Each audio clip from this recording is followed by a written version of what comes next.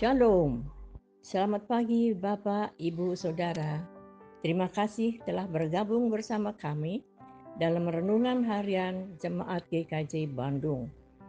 Bersama kita akan mendengarkan firman Tuhan dan merenungkannya. Selasa 14 Januari tahun 2025. Ibu bapak saudara-saudari yang dikasihi Tuhan, sebelum bersama kita mendengarkan firman Tuhan, mari kita berdoa. Bapa di dalam surga, saat ini kami hendak bersama mendengarkan firman-Mu. Kami memohon tuntunan Roh Kudus dan hikmat dari Tuhan, sehingga kami boleh mengerti, memahami, dan dimampukan melakukan firman Tuhan di dalam hidup kami. Di dalam nama Tuhan kami Yesus Kristus, kami berdoa. Amin. Firman Tuhan hari ini diberi judul Masih Ada Cinta dan Kepedulian. Didasarkan dari firman Tuhan di dalam Injil Yohanes pasal 5 ayat 5 sampai dengan 7 yang demikian. Di situ ada seorang yang sudah 38 tahun lamanya sakit. Ketika Yesus melihat orang itu berbaring di situ, dan karena ia tahu bahwa ia telah lama dalam keadaan itu, berkatalah ia kepadanya, "Maukah engkau sembuh?" Jawab orang sakit itu kepadanya, "Tuan, aku tidak punya siapa-siapa untuk menurunkan aku ke dalam kolam itu ketika airnya mulai terguncang. Dan sementara aku menuju ke kolam itu, orang lain sudah turun mendahului aku." Ibu bapak saudara-saudari yang dikasihi Tuhan, kita tahu kisah tentang penyembuhan pada hari Sabat di kolam Bethesda ini. Di kolam Bethesda ada 5 serambi. Dan di dalam serambi-serambi itu sudah berbaring banyak orang yang sakit. Orang-orang yang buta, orang-orang yang timpang, orang-orang yang lumpuh. Mereka semua menantikan guncangan air kolam itu. Karena sewaktu-waktu turun malaikat Tuhan ke dalam kolam itu dan mengguncangkan air itu.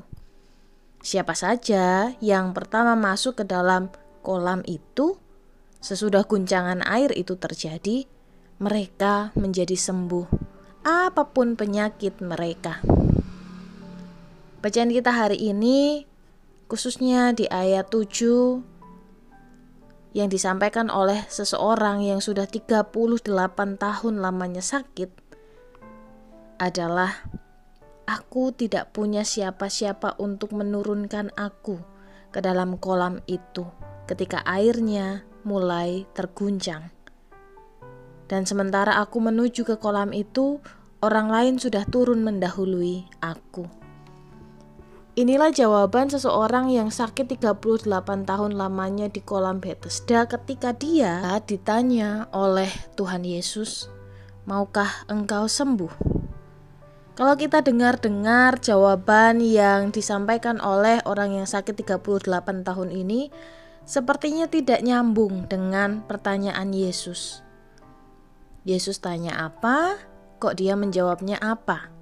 Terasa ada terselip sakit hati terhadap orang-orang yang ada di sekitarnya. Lalu banyak orang yang membaca kisah ini kemudian mencibir orang itu. Kok bisa-bisanya di hadapan Yesus ketika ditanya mau sembuh atau tidak, kok sempat-sempatnya malah menyalah-nyalahkan orang? Atau mungkin ada orang juga yang berkata, harusnya berusaha sendiri dong, jangan bergantung dengan orang lain terus-menerus. Ibu bapak saudara-saudari yang dikasihi Tuhan, satu hal yang mereka lupa, dan mungkin juga kita lupa, ada masanya di mana kita begitu terpuruk sehingga tidak bisa bangkit, tidak bisa berjuang, tidak bisa berusaha dengan kekuatan kita sendiri. Ada kalanya kita betul-betul membutuhkan uluran tangan yang lain. Karenanya, dari sekian banyak orang yang ada di kolam Bethesda itu, Yesus hadir untuk orang ini. Ia melihat bagaimana orang ini tidak hanya memerlukan pemulihan dari sakit penyakitnya, tetapi ia lebih lagi perlu ditolong di dalam memandang kehidupan ini, bahwa kasih dan kepedulian itu masih ada. Di titik dia hampir betul-betul tidak bisa percaya lagi dengan kebaikan hati sesama, Yesus hadir dan menunjukkan kepeduliannya.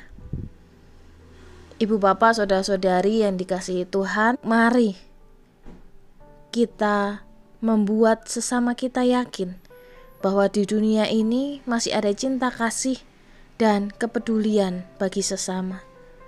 Masih ada kasih Kristus bagi mereka semua.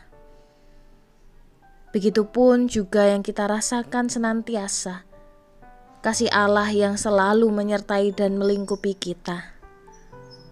Kiranya Tuhan menolong kita dan memampukan kita untuk mewujudkan firman Tuhan ini di dalam kehidupan kita.